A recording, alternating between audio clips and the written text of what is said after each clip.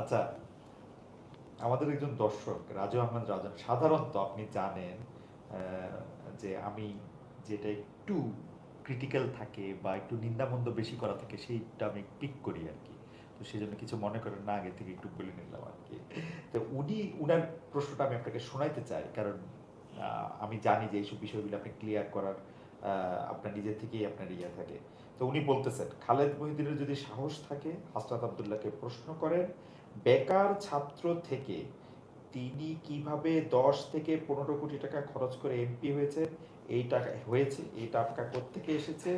আমার জানা মতে উনার কোনো ইনকাম নেই, উনি একজন চাঁদাবাজ। আমার কাছে মনে হয় না, আপনি উত্তর দিলেই ভালো হবে, নাহলে আবার লোকে মনে করবে যে আমি। আচ্ছা, এটা হচ্ছে মানে প্রথমত হচ্ছে যে আমার ইনকাম হচ্ছে খুবই স্পষ্ট।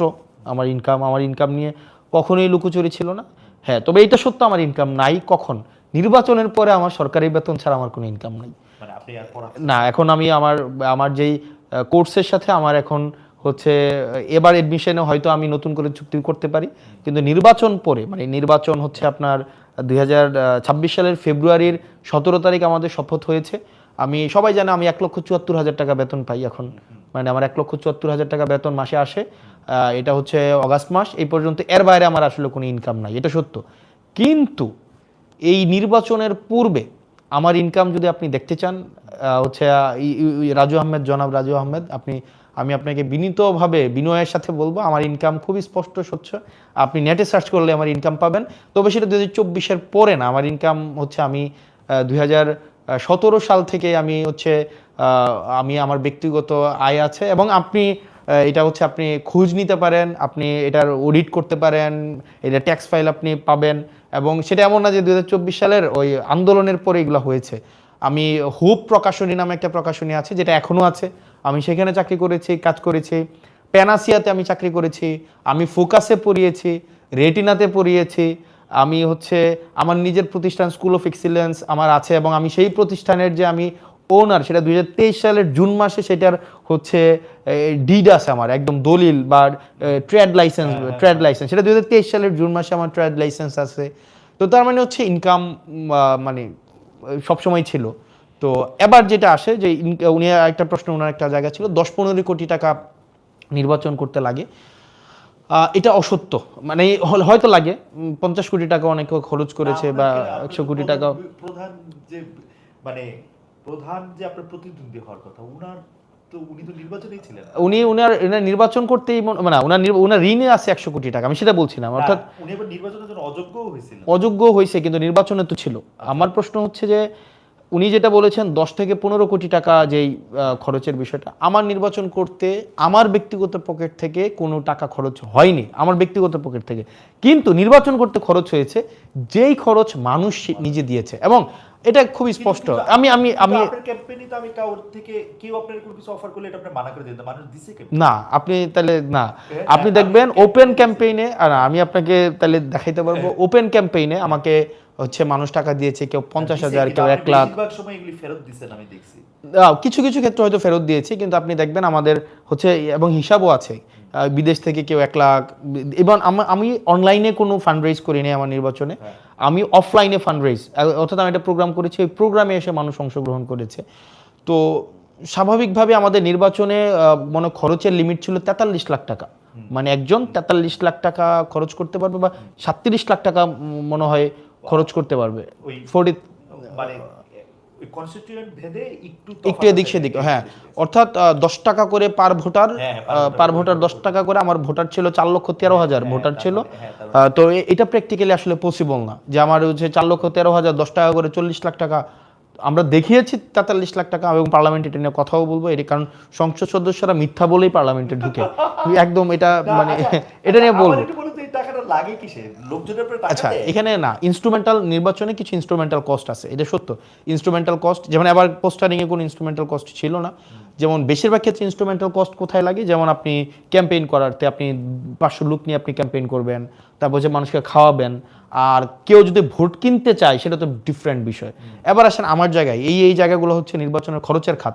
এবার আমার জায়গায় আসেন, আমি নির্বাচনে কোনো একটাও আমি বড় সমাবেশ করি নাই। আমি ছোট ছোট উঠান বৈঠক করেছে এবং উঠান বৈঠকের খরচ ওই এলাকার যে উঠান বৈঠক করেছে ওই এলাকায় খরচ হয়েছে। তারপরে হচ্ছে আমি মানে কাউকে ওই যে ভোট কেনার তো প্রশ্নই আসে না, মানে ভোট কেনার যে টাকা দিয়ে ভোট কেনা। এবং আমার নির্বাচনের বা আমার রাজনীতির যে জায়গাটা বলেন, আমার রাজনীতির একটা গুরুত্বপূর্ণ জায়গা হচ্ছে cost effective politics. Until and unless আপনি রাজনীতির খরচ যদি কমাইতে না পারেন, আপনি কোনোভাবেই দুর্নীতির বাইরে থাকতে পারবেন না। ফর এক্সাম্পল এইটা হইলো আপনি একদম মানে কি বলবো হেডলাইন করার মতো একটা বলতে, রাজনীতির খরচ যদি কমানো না যায় তাহলে দুর্নীতি কোনোভাবেই বন্ধ করা যাবে না। রাজনীতির খরচটা কি পপুলার ডিমান্ড, মানে লোকে কি এমপি হাসনাত আব্দুল্লাহ এই খরচটা করুক এটা চায়? মানে দেখেন আমি যদি বলি একদম শুরু থেকে আমার একটা কথা ছিল, আপনি ফ্রিতে ভোট দিলে আপনি ফ্রিতে সার্ভিস পাবেন। ফ্রিতে ভোট দিবেন, ফ্রিতে সার্ভিস নেবেন, সিম্পল।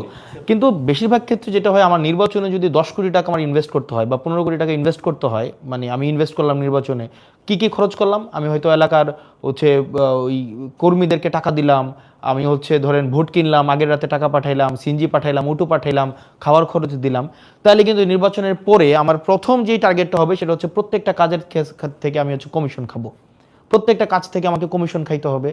এবং হচ্ছে দেখা যাবে ওই মসজিদের টাকা আসবে 10 লাখ টাকা, আমি এখান থেকে টাকা খাবো, আমার পিআইইউ থেকে টাকা খাবো, ইঞ্জিনিয়ার থেকে টাকা খাবো, পোস্টিং প্রমোশনের টাকা খাবো, নিয়োগ থেকে টাকা খাবো। যেমন আমাদের এমপিদের কিন্তু কিছু নিয়োগেরও আমাদের কিছু আমরা উপদেষ্টা থাকি নিয়োগ বোর্ডের, ওগুলা থেকে আমি টাকা খাবো।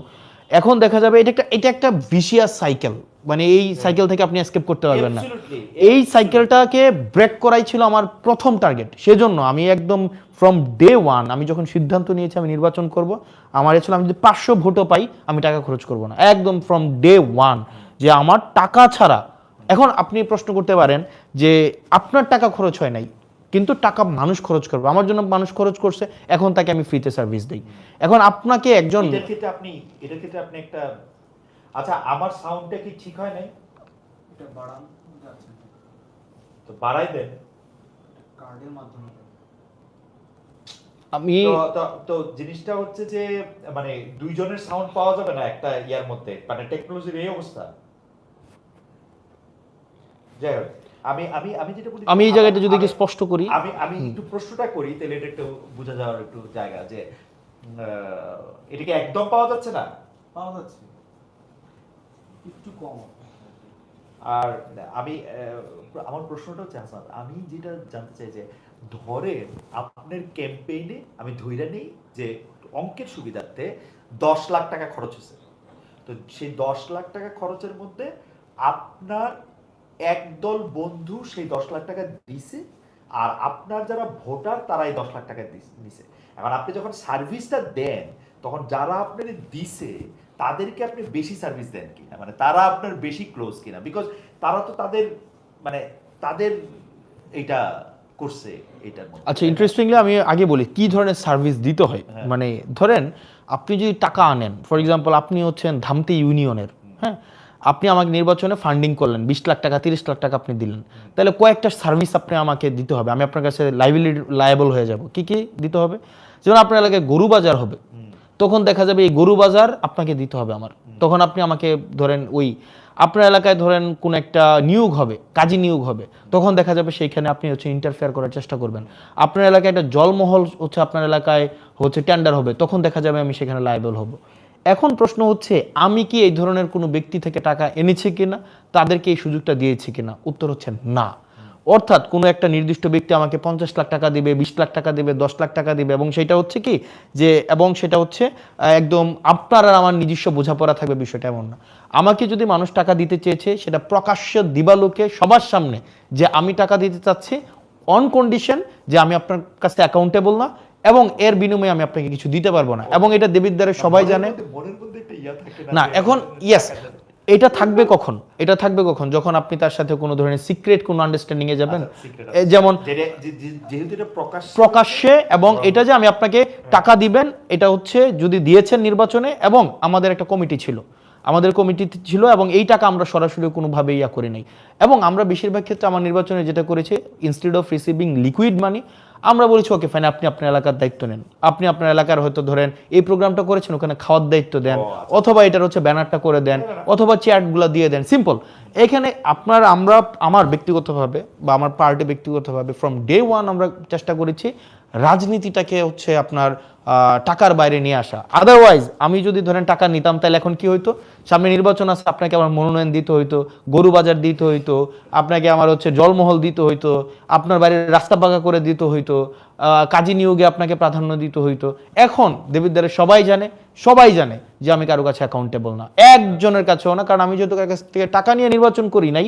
সুতরাং আবার টাকা নিয়ে যদি টাকা কেউ খরচ করে থাকে, আমি তাকে এমন কোনো মানে শর্ত দেই নাই, কমিটমেন্ট দেই নাই যে আপনি আমাকে টাকা খরচ করেন আমি আপনাকে ফেরত দেব। মোটামুটি ভাবে যতদিন থেকে সাংবাদিকতা করি, মানে এই 28 বছর ধরে, তখন বেশিরভাগ ক্ষেত্রেই দেখেছি যে কর্মী আর কর্মচারীর মধ্যে তফাৎ নাই। কেউ কোনো কোনো রাজনীতিবিদ বলতেছেন যে এরা আমার কর্মী হলো, এরা আচরণ করতেছেন হচ্ছে কর্মচারীর মতো, যে একটা টাকা চাচ্ছেন, একটা বেতন চাচ্ছেন। এটা খুবই ফ্রাস্ট্রেটিং লাগে, কারণ আমি যখন কোনো একটা আমার পলিটি থেকে কেউ একটা টাকা নেয়, আপনার কথাটাতে আমি আরো বেশি এটা প্রমাণ পেলাম, মানে আপনি তো টাকাটা নিজের পকেট থেকে দিবেন না, নো, আপনি পলিটির টাকাটাই কিন্তু আবার নিবেন।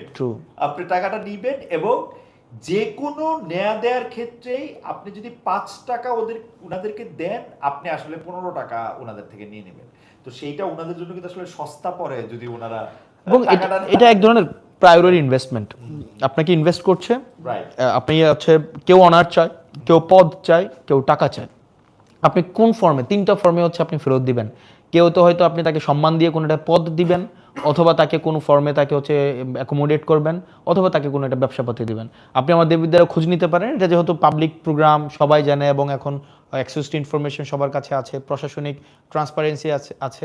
আপনি দেখবেন আমি কোনো বিষয়ে মানে সব কিছু, এটা পলিসি যেটা হওয়ার কথা ওভাবেই হবে, যে কেউ আমরা টেন্ডার ম্যানিপুলেশন করতে যাওয়া, কাউকে নির্দিষ্টভাবে কাজ দিয়ে দেওয়া, এই বিষয়গুলোর আমি এগুলার আমার কোনো কিছু লাইবিলিটি নাই। ইভেন আমার কর্মীদের কাছেও আমি কোনো কমিটেড না যে আপনি যেহেতু আমার জন্য নির্বাচনে, যেমন আমি হচ্ছে নির্বাচনের ইমিডিয়েট পরপরই আমি একটা প্রবলেম ফেস করি, সেটা হচ্ছে যে আপনার কিছু দুইজন লোক আসে যে তার মেয়ে হচ্ছে এসএসসিতে ফেল করেছে, তো তার ফর্ম ফিল আপটা যেন আমি টেস্টে ফেল করেছে, তার ফর্ম ফিল আপটা করার জন্য যেন আমি হচ্ছে হেডমাস্টারকে বলে দিই। তো আমি বললাম এটা কেন বলবো, কারণ স্কুলের তো নিয়ম আছে, ফেল করলে তাকে অ্যালাউ করবে না। তখন উনি বললো আমি তো আপনার জন্য নির্বাচনে কাজ করছি। তা আমার প্রশ্ন হচ্ছে যে আমি তো আপনাকে এই কমিটমেন্ট দেই নাই যে আপনি আমার জন্য নির্বাচনে কাজ করলে আপনার মেয়ের ফর্ম ফিল আপ আমি ফেল করলেও করাই দিব। বরং এটা হইতে পারতো যে কিছু টাকা যদি আপনি টাকার দিতে পারছেন না, 10,000 টাকা হয়তো ফর্ম ফিল আপ, এই ক্ষেত্রে তো আমরা রিকোয়েস্ট করতে পারতাম। এটা আমাদের একজন জনপ্রতিনিধি হিসাবে এটা আমাদের একটা মানে এই যে পজিটিভ ভাবে অ্যাপ্রোচ করার, এটা অন্তত আপনি এক্সপেক্ট করতে পারেন আমার কাছ থেকে। তো সবাই এই এক্সপেকটেশনটা করে, তবে আমি এই জায়গাটা আস্তে আস্তে এটার লাগাম টানার চেষ্টা করছি, কারণ জনপ্রতিনিধি থেকে আপনি যত বেশি এক্সপেকটেশন রাখবেন, আনফেয়ার এক্সপেকটেশন, যেমন কিছুদিন আগে আমার এলাকায় একটা কাজী নিয়োগ হয়েছে, কাজী নিয়োগে সবার একটা প্রত্যাশা ছিল যে কাজী হয়তো আপনার দেখা যাবে বিভিন্ন দল থেকে তদবির আসা শুরু হয়েছে, কিন্তু আমরা আমাদের জায়গায় রিজিড ছিলাম যে যে পরীক্ষায় ভালো করবে, ভাইবাতে ভালো করবে, আমরা তাকেই হচ্ছে নিয়োগ দিব। তো ভাইবাতে যে ভালো করেছে 10 জন। কাজী নিয়োগের অথরিটিকে, কাজী নিয়োগের একটা বোর্ড থাকে, 5 জনের বোর্ড। এখানে যিনি সংসদ সদস্য থাকেন তিনি থাকেন উপদেষ্টা, তারপরে ইউনু থাকেন, সাব রেজিস্ট্রার থাকেন। পর্যন্ত কি এমপির কথাতেই আসলে মানে ফাইনাল, এখানে যেহেতু আপনি যেটা বললেন এমপি কি আসলে ফাইনাল এটা দিতে পারেন। হ্যাঁ, হায়ারার্কি যেহেতু দেখেন আপনি স্বাভাবিকভাবে আপনার ওয়ারেন্ট অফ প্রেসিডেন্সি আমি 13, একজন ধরেন এখানে একজন ইউনু যিনি আছেন, হ্যাঁ, উনি স্বাভাবিকভাবে ওয়ারেন্ট অফ প্রেসিডেন্সের নাই। তো এখানে ভাইভা বোর্ডে কে আছেন, একজন ইউনু থাকেন। আমি এমনি জানতে চাইছি প্র্যাকটিসটা হচ্ছে কি, ধরেন ওয়ারেন্ট অফ প্রেসিডেন্সি একজন অ্যাসিস্ট্যান্ট জজও নাই, হ্যাঁ, কিন্তু অ্যাসিস্ট্যান্ট জজের যে ক্ষমতা আছে সেটা আবার এমপি সাহেবেরও নাই, ট্রু, কারণ উনি বিচার করেন। আবার জুরিসডিকশন যদি আপনি চিন্তা করেন, একজন থানার ওসির যে জুরিসডিকশন সেটা একজন আইজির নাই, ট্রু। মানে এইভাবেই কিন্তু হ্যাঁ, এটা হচ্ছে কি অনেক বছর ধরে প্র্যাকটিস হয়ে আসছে, কারণ এটা যেহেতু আমাদের রেজুলেশনে যাবে। আমি জাস্ট ক্লিয়ার করি। তো দেখা গিয়েছে যে আপনার স্বাভাবিকভাবেই এমপি যেটা চায় স্বাভাবিকভাবেই এটা হয়ে থাকে, কিন্তু আমরা এটা চাই না, কারণ এটা প্র্যাকটিস। থিওরি হওয়ার কথা ছিল কি, বা আদর্শিক জায়গাটা কি হচ্ছে, একদম আইডিয়াল সিচুয়েশনে যে ক্যাপাবল তাকে 5 জন মিলে হচ্ছে রেফার করবে, কারণ এটা 5 জনেরই সিগনেচার লাগবে। সাব রেজিস্ট্রার সিগনেচার করবে, সংশ্লিষ্ট ইউনিয়নের চেয়ারম্যান সিগনেচার করবে, এমপি সিগনেচার করবে এবং ইউনো সিগনেচার করবে। আমরা ওই ভাইবা বোর্ডে যে সবচেয়ে ভালো করেছে তার কোনো রেফারেন্স ছিল না, আমরা তাকে রেফার করেছি। তো সেই জায়গা থেকে, কারণ আমি কারো কাছে অ্যাকাউন্টেবল না, ইভেন আগামী বছর যদি মানুষ আমাকে ভোট নাও দেয়, যে অনেকে হয়তো ভাবছিল হয়তো যে হয়তো কিছু ইলিসিট সুবিধা সে আমার কাছ থেকে পাবে, সে হয়তো ভাবছে যে হাসনাত ভাইয়ের ভোট দিয়ে হয়তো ভুল করছি, আমাকে তো কোনোভাবে অ্যাকোমোডেট করছে না, আগামী বছর ভোট না দিলে জনপ্রতিনিধিত্ব করব না। এর মানে এই না যে আমার একদম লাইবিলিটি আছে যে আমাকে নির্বাচিত হইতেই হবে আবার টাকা খরচ করে, এই ধরনের কোনো বাধ্যবাধকতা নাই। ইন্টারেস্টিং। মানে আহ, আমি একটা জিনিস চিন্তা করতেছিলাম যে ধরেন আপনার কাছে যদি, আপনি একজন এমপি হিসাবে আপনার কাছে যদি ইয়াগুলি এইভাবে থাকে, তাহলে কিন্তু আপনাকে বিতর্কিত করাও আসলে খুব সহজ। সহজ, ডেফিনেটলি। কারণ বাংলাদেশের মতো জায়গায় আপনি যাকেই নিয়োগ দেন, আপনি যতই ভাইবা নিয়ে নিয়োগ দেন, at the end of the day যদি এটা আপনার কারণেই তো বিবাদমান পক্ষ আসলো, তো দুইজনের পক্ষেই তো আপনি রায় দিতে পারবেন না। হ্যাঁ, আপনি দুইজন বিবাদমান পক্ষে আসলে আপনি যে কেউ একজনের পক্ষে দেবেন, একজনের বিপক্ষে যাবে। যার বিপক্ষে রায়টা যায় সে মনে করে যে এক্ষেত্রে হয়তো সংশ্লিষ্ট ব্যক্তি হচ্ছে কম্প্রোমাইজড, মোরালি কম্প্রোমাইজড। তো এটা বাংলাদেশের একটা নেচার। তো এই জায়গা থেকে আমাদের দিন দিন বের হয়ে আসতে হবে আর কি। ওকে। আমি তাহলে আবার একটু এনসিপি রাজনীতিতে একটু ফিরে আসি। এনসিপি নিজেকে হচ্ছে সেন্ট্রিস্ট, অর্থাৎ মধ্যপন্থী রাজনৈতিক দল মনে করে, কিন্তু আমরা দেখতে পাই যে বাংলাদেশের রাজনীতি যেরকম মানে বাংলাদেশের রাজনীতি যেরকম, আপনি আপনার যেটা পছন্দ না সেইটার পক্ষে বা বিপক্ষে মানে আপনি খুব সাংঘাতিকভাবে রিয়েক্ট করেন। যেমন আমি উদাহরণ দেই, লেটেস্ট উদাহরণটা হচ্ছে এনসিপির প্রধান নাহিদ ইসলাম কয়েকদিন আগে, 2-3 দিন হবে মনে হয়, রবীন্দ্রনাথ ঠাকুরের স্মরণ করে তিনি একটি স্ট্যাটাস দিয়েছেন, সাধারণই স্ট্যাটাস, মানে ওটার মধ্যে অনেক বেশি কথা ছিল তাও না। ওইটাতেও আমরা দেখছি যে মানুষজন খুবই খুবই খুবই মানে নেগেটিভ রিয়াকশন, যে মানে এইটার কারণ কি বলে আপনি মনে করেন? মানে মানে বাংলাদেশের মানুষ এরকম প্রান্তীয় মান দ্বারা এত প্রভাবিত কেন? এখানে ধরেন স্বাভাবিকভাবে সামগ্রিক মানুষের মনোভাব নিয়ে রাজনীতি চলবে না। রাজনীতি মানুষের মতবাদকে হচ্ছে একদিকে নিয়ে যাবে। আপনি যদি সবসময় মানে মেজরিটি মাইনরিটি দিয়ে সব কিছু, অনেক সময় একটা মেজর একটা অংশ হচ্ছে ভুল পজিশন নিতে পারে, আবার অনেক সময় মাইনর একটা অংশ হচ্ছে সঠিক পজিশন নিতে পারে। তো সেক্ষেত্রে মানুষ হচ্ছে একটা নির্দিষ্ট অবস্থানে রিয়েক্টিভ হওয়া মানেই যে এটাই আবার সামগ্রিক সমাজের চিত্র, বিষয়টা এমন না। তো হচ্ছে আপনি ম্যাক্সিমাম মানুষ নাহিদ ইসলামের হচ্ছে একটা পলিটিক্যাল পজিশনকে রিয়েক্ট করেছে, প্রতিক্রিয়া জানিয়েছে, এর মানেই যে নাহিদ ইসলামের অবস্থানটা ভুল কি, বিষয়টা কিন্তু এমন না। মাঝে মাঝে এমন হতে পারে যে মানে পলিটিক্যাল রাইট পজিশনটা খুব কম মানুষই মাঝে মাঝে নেয়, আবার বেশিরভাগ মানুষও হইতে পারে যে পলিটিক্যালি রং পজিশন নিয়েছে বা নিচ্ছে। মনে হয় টেকনিক্যাল একটা ইস্যু হচ্ছে না? আমার মনে হয় যে